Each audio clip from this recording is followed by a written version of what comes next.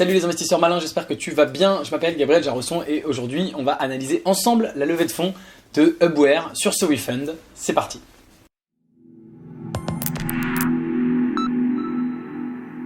Je suis donc sur le site SoWeFund, sur la page Hubware. Je suis armé de mes critères d'investissement gagnants que tu retrouves dans mon livre. Si tu n'as pas mon livre, tu peux bien sûr te le faire expédier chez toi gratuitement. Le lien est dans la description de la vidéo YouTube. Je te précise avant de commencer que j'analyse cette société, mais j'investis rarement finalement sur les plateformes. On me l'a encore demandé récemment. Mon métier à moi, c'est de gérer et d'animer un club d'investissement, mais qui propose des investissements essentiellement dans la Silicon Valley, dans des startups extrêmement prometteuses. C'est accessible à des Français, à n'importe qui, aux particuliers, à toi probablement si tu me regardes. Donc si ça t'intéresse, plus d'infos dans la description juste en dessous. Donc comme d'habitude, lors de ces vidéos, je découvre Hubware. Je n'ai pas étudié le dossier en détail. Je me suis contenté de regarder la vidéo ici sur la page de présentation qui dure 3 minutes, que tu peux bien sûr regarder. Et je suis donc armé de mes critères d'investissement et on va essayer de déterminer ensemble finalement si ce serait un bon investissement, en tout cas si ça répond aux critères d'investissement de Léonis et à mes critères d'investissement perso. Alors Hubware, c'est un outil qui développe une plateforme d'intelligence artificielle pour assister et ou automatiser les tâches à faible valeur ajoutée ou à faible valeur du service client des entreprises, permettant aussi de gagner du temps, de se concentrer sur des missions plus valorisantes et d'augmenter le taux de satisfaction des clients. C'est grosso modo ce que j'ai appris dans la vidéo. Donc pour faire très simple, il y a énormément de services clients dans beaucoup d'entreprises au monde et grâce à Hubware, grâce à l'intelligence artificielle, alors bien sûr, une des premières réflexions que j'ai, c'est est-ce que c'est vraiment l'intelligence artificielle ou pas? Tu le sais peut-être, hein, tu l'as sûrement déjà entendu. 75% des entreprises qui disent faire de l'intelligence artificielle n'en font pas. Donc on va déterminer je vais essayer en tout cas moi de déterminer de quel côté se situe Hubware. Et grâce à cette intelligence artificielle, eh bien, de faire gagner du temps aux services clients des entreprises, tout simplement. Donc c'est un produit, que peut-on déterminer là comme ça direct d'entrée de jeu? Tu sais, il y a des critères qui sont tout de suite, avant même qu'on ait étudié, qui sont tout de suite évidents. On peut déterminer que c'est un très bon marché, le service client avec un grand S, si je puis dire, de manière générale, c'est pas du tout prêt de s'arrêter. Et il y en aura de plus en plus besoin. Et puis il y a une scalabilité des effets d'échelle, puisqu'on est sur un produit qui est une intelligence artificielle que tu vas développer une fois, que Hubware va développer une fois, et qui vont pouvoir ensuite vendre à absolument tous les clients qu'ils veulent et gagner de l'argent. Pour ce qui est de la monétisation, on va évidemment partir du principe, on le confirmera, qu'ils vendent tout simplement cette solution à leurs clients. C'est-à-dire que si tu veux utiliser Hubware, tu dois payer Hubware pour utiliser la solution, ce qui semble assez logique. On viendra sur la marge de la valorisation, l'unfair advantage et l'équipe ensemble. Donc la validation de la solution par le marché, ils sont utilisés par Louis Etu, le slip français showroom privé BNP Nickel, qui utilise la solution depuis 1 an. En 2019, ils ont été sélectionnés startup dans lesquelles investir par Challenge. Bon, alors il y en a, ils te disent pas exactement. En fait, ils en sélectionnent, je crois, 100 chaque année, Challenge. Mais c'est déjà pas mal d'être dans ces 100-là. Là, t'as l'impression qu'ils en ont sélectionné qu'une. J'aime beaucoup la façon, toujours dont sont tournées les phrases. Bon, mais ok. Ils ont de la R&D, 2 docteurs en intelligence artificielle dédiés au développement qui permet de proposer une solution d'optimisation du service client à la pointe. La création d'un modèle d'IA pour chaque client est très peu demandeuse en temps et en données. Alors ils créent donc un nouveau modèle d'IA apparemment pour chaque client. Donc d'un coup je me dis c'est hyper compliqué, ça prend du temps, mais en fait non, c'est très demandeur en temps. Bon, il faudrait bien sûr en savoir plus sur comment ils font. Donc la problématique, c'est le service client, tu l'as compris, c'est fait par des êtres humains, ce qui est plutôt une bonne chose, mais comme c'est fait par des êtres humains, bien évidemment, ça prend du temps. D'accord? Et donc c'est une plateforme d'un nouveau genre, se servant d'intelligence artificielle pour améliorer le pilotage. Alors j'ai été sur le site d'Hubware qui est ici, et on va regarder, mais je pense que si on clique sur démo, voilà, on va probablement pas réussir à avoir une démo en live, mais on va quand même essayer. Je pense qu'ils vont nous proposer, alors disons qu'on utilise Intercom, ils vont peut-être nous proposer une démo en live, ce serait pas mal, ils vont peut-être nous proposer de nous connecter, ouais voilà, ils nous proposent un call, c'est bien ce qui me semblait, ce qui est assez malin, mais du coup on n'aura pas la démo en direct, donc j'aurais bien voulu voir comment ça fonctionne très concrètement, et je suis pas sûr qu'on va pouvoir le voir, peut-être en cherchant dans ici des vidéos de démo. Donc quand on tape Hubware, on voit que Hubware a levé ici 1,4 million en septembre 2018 pour épauler les conseillers.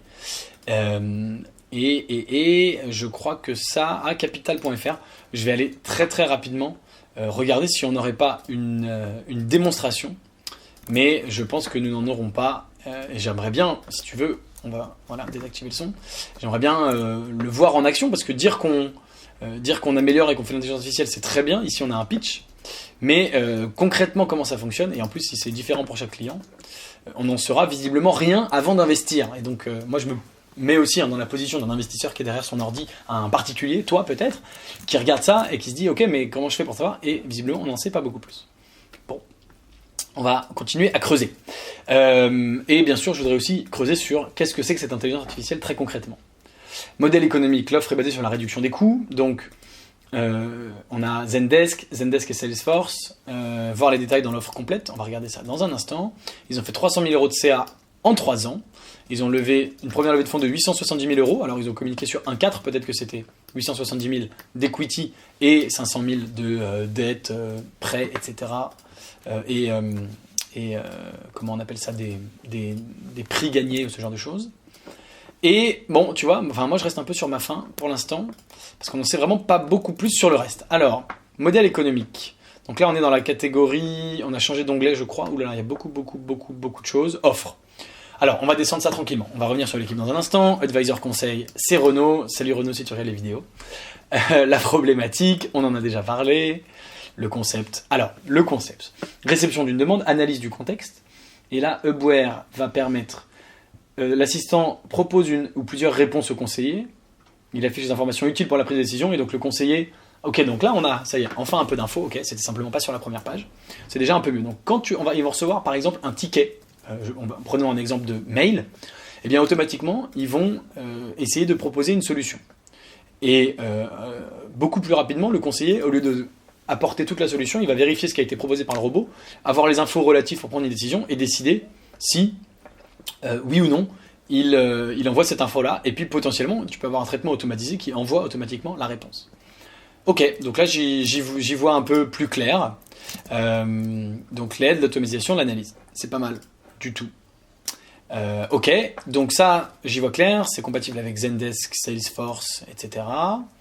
Qu'est-ce que nous avons d'autre? Donc, catégorisation des emails, contextualisation des emails, choix et rédaction de réponses automatisées, cas d'usage, conseil sur ouverture. Donc ça, moi, ça y est, j'y vois enfin plus clair et ça va mieux. Je voudrais regarder s'il y a, bien sûr, un unfair advantage. Est-ce qu'ils ont breveté cette intelligence artificielle? Comment elle est protégée? Mais déjà d'avoir développé ça, ça leur donne un certain unfair advantage, parce que si toi et moi demain on fait la même chose, eh ben, il faut qu'on réussisse à reproduire ce modèle-là, de dire on détecte je sais pas quoi, des mots dans la demande qui vont nous permettre automatiquement de proposer une solution.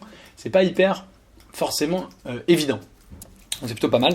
Si je tape brevet, non, il n'y a pas de brevet. Propriété intellectuelle, non, s'approprier, mais pas propriété. Il n'y a pas de brevet, néanmoins, voilà, tu vois, je cherche s'il y en a un. Ouais, on est vraiment sur une page énorme, j'essaie de remonter là où j'en étais, voilà. Néanmoins, je pense que c'est pas mal, parce qu'effectivement, encore une fois, si toi et moi demain on va faire la même chose, voilà. Donc je vais dire qu'il y a un bon unfair advantage, et puis ils ont déjà quelques clients très peu. Bon, non, ça va pas compter, je pense, dans l'unfair advantage, mais le fait d'avoir réussi à développer cette techno, c'est pas mal. On va aller voir, bien sûr, s'il y a des concurrents. S'il y a des concurrents qui font la même chose, peut-être que l'unfair advantage n'est pas si bon que ça, mais voilà. Alors, la stratégie d'acquisition principale, donc bien sûr, ça fait partie des choses à regarder, ça rentre pas dans mes critères ici, mais il faut que la société ait une bonne stratégie d'acquisition, donc tu pourras aller regarder ça, surtout si tu souhaites investir. Je te dirai à la fin de la vidéo comment savoir si moi j'investis ou pas mon propre argent. Les modèles indirects, marketing et communication, donc tout ça, c'est pas des choses qui m'intéressent pour le moment. Stratégie de déploiement et d'upsell, donc ils ont tous ces clients-là, showroom privé, Altrix, qui était revendu, je crois, récemment, le slip français, Nickel, EDF, bon, etc. Modèle économique. Et donc, Hubware récupère 50% des économies en temps réalisées par le client. Pour chaque réponse, va facturer sa part. Et Hubware a la possibilité d'augmenter son niveau de facturation si elle traite plusieurs réponses. Réponse assistée. Cette réponse permet au client de réaliser une économie de temps de 20%, soit 0,2 €. Hubware fait leur facture 0,1 € de la réponse assistée. Donc, si les 20% c'est 0,2 €, et bien Hubware il facture 0,1. Cela correspond entre 60 et 90% des réponses totales.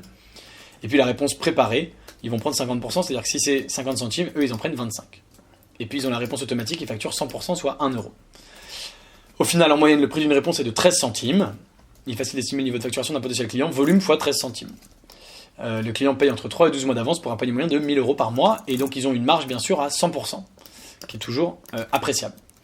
L'attraction, alors, ils ont des clients, mais 300 000 euros, j'ai trouvé ça bien, mais après j'ai lu en 3 ans, je me suis dit c'est pas dingue, et surtout quand on voit que voilà, bah parfait, ça arrive à point nommé, 114 000 euros par rapport à l'année précédente, donc et tu vois en légère croissance, on n'a pas une vraie traction du marché qui se dit waouh c'est dingue tous les clients, tu vois si le slip français en avait parlé autour de lui et que tout le monde s'était dit waouh c'est complètement fou, moi je veux absolument cet outil, et donc la traction je vais mettre non, c'est pas qu'il n'y a pas de traction, c'est qu'il y a une traction quand même faible pour une boîte qui existe tu vois depuis, qui était déjà publique en 2017.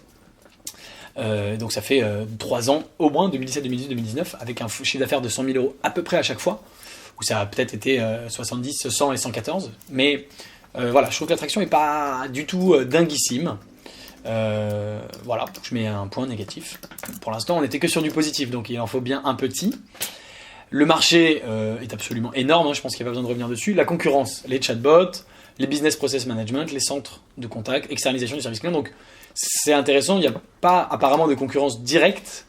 Ah si, pardon, c'est juste en dessous. Depuis 18 mois, plusieurs startups apparaissent sur le marché de l'optimisation du service client et de conseiller automatisation et analytics. Certaines étaient à l'origine spécialisées en chatbot. Ces sociétés répondent à la croissance du besoin de marché. Uber se différencie fortement par une plateforme SaaS, un produit très développé qui s'adresse en premier lieu aux sociétés de taille moyenne. Donc là, on a toutes les boîtes avec les dates de création. De 2013, hein, les plus anciennes, et 2019, les plus récentes. Automatisation email, France, US. Donc il y a une certaine... concurrence. Il faudrait étudier dans le plus de détails ce que eux font et à quel point ils sont avancés pour venir répondre plus en détail à l'Unfair Advantage. Encore une fois, je ne fais pas des vidéos qui durent 4 heures, je veux avancer et te fournir un aperçu rapide, donc je vais moi m'en arrêter là, mais voilà un peu où creuser la question. Utilisation des fonds, et voilà, on est arrivé au bout. Enfin, alors... allons voir l'équipe et puis ensuite on va bien sûr aller voir la valorisation. On a presque fini avec cette analyse. Nous avons Alexis le cofondateur, Gauthier, nous avons Alexis, Gauthier et Simon, les 3 cofondateurs, plutôt pour être précis. Allons voir un petit peu les profils. Comme d'habitude, je cherche des profils complémentaires et éventuellement avec une expérience entrepreneuriale préalable. Donc Alexis est un problem solver, d'accord, très bien. Il est visiblement diplômé de Toulouse INP et avant il était... donc il fait ça depuis 2016, ouais, avant il était Startup Advisor, il a été CEO avant de Unitag depuis 2011, donc il a une vraie expérience entrepreneuriale et il est ingénieur, donc là on a un ingénieur entrepreneur. Il est associé à Gauthier qui est son co-founder et Customer Success, qui a fait, on ne sait pas ce qu'il a fait comme étude, mais c'est pas grave, formation, École nationale supérieure d'électronique, donc un deuxième ingénieur et qui était aussi le cofondateur de Unitag. Donc 2 ingénieurs pas primo-entrepreneur justement, je ne sais plus comment on utilise cette expression, mais avec une expérience entrepreneuriale préalable, donc plutôt intéressant. Et puis ils se sont associés à Simon, d'accord, ok, c'est les 3 mêmes, terminé, c'est plié. Lui aussi vient de cette école-là, donc c'est 3 ingénieurs qui sont des précédents entrepreneurs. Alors, 3 ingénieurs, ça fait pas beaucoup de diversité. En même temps, je préfère 3 ingénieurs que 3 écoles de commerce parce qu'ils ont au moins la compétence technique et c'est plus facile pour 3 ingénieurs d'avoir l'un d'entre eux qui est un bon vendeur ou qui est un bon marketeur, même si c'est pas toujours le cas chez les ingénieurs, mais c'est quand même plus facile plutôt que d'avoir 3 anciens élèves d'école de commerce pour avoir quelqu'un qui tout d'un coup s'improvise super bon en technique, surtout quand c'est un produit technique d'intelligence artificielle. Donc 3 ingénieurs, ça va, même si c'est pas peut-être l'idéal et le plus optimisé d'une part, et d'autre part, avec une boîte précédente. Donc, très bon point sur l'équipe. Et enfin, nous en terminons avec la valorisation que tu trouves ici dans Analyse et chiffres. Donc, la valorisation du tour de table est à 3,2 millions. Ils ont aujourd'hui plus que 56% du capital. Or, ils ouvrent 20% du capital. Donc, ils vont être à moins de 50%, ce qui est potentiellement aussi un problème. Les investisseurs privés ont 43% du capital, ce qui est assez énorme. 3,2 millions pour une boîte qui a fait 100 000 euros de chiffre d'affaires cette année, 137 000, pardon, et qui est bien sûr en perte et qui va l'être pendant encore pas mal de temps. Non, moi je trouve ça quand même trop cher, hein, on va pas se mentir. Et donc je vais... c'est pas hyper cher, mais en même temps, les résultats sont pas non plus dingos, hein, loin de là, même si bon... Il y a des choses, mais voilà. Donc, je vais dire que c'est un peu cher quand même. Et donc, je vais mettre un point négatif pour la valorisation. Voilà pour mon analyse de... comment ça s'appelle ? Upware, voilà, c'est ça, pardon. Si tu veux savoir si j'investis ou pas à titre perso mon propre argent dans Hubware, eh bien la réponse est réservée aux membres du club privé. Si tu veux le savoir, tu peux bien sûr rejoindre le club privé et avoir la réponse. Et surtout, bien sûr, en rejoignant le club privé, tu accèdes à des deals privés qui sont nulle part ailleurs sur aucune plateforme, des sociétés dans lesquelles j'investis, qui sont en France pour certaines et pour la plupart directement dans la Silicon Valley. Donc si ça t'intéresse, le lien est juste en dessous dans la description. Dis-moi en commentaire toi ce que tu penses de Hubware, d'accord, pas d'accord sur mes critères, et est-ce que j'ai oublié quelque chose, n'hésite pas à me le dire. Et merci d'avoir regardé la vidéo jusqu'au bout. Si elle t'a plu, bien sûr, aime-la, partage-la, et bien sûr, abonne-toi à la chaîne YouTube Léonis pour recevoir toutes les prochaines vidéos. Je te dis à très bientôt. Ciao.